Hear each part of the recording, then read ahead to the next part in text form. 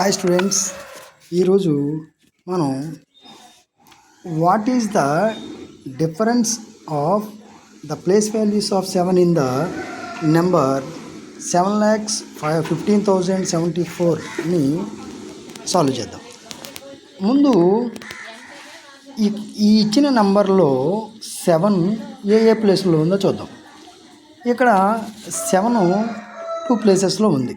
ఒకటి టెన్స్ ప్లేస్లో ఉంది, 2 ల్యాక్స్ ప్లేస్లో ఉంది. ఒకసారి చూడండి ప్లేస్లో ones, tens, hundreds, thousands, 10,000s, lakhs. So first 7 ఈ టెన్స్ ప్లేస్లోను, నెక్స్ట్ 7 ల్యాక్స్ ప్లేస్లో ఉంది.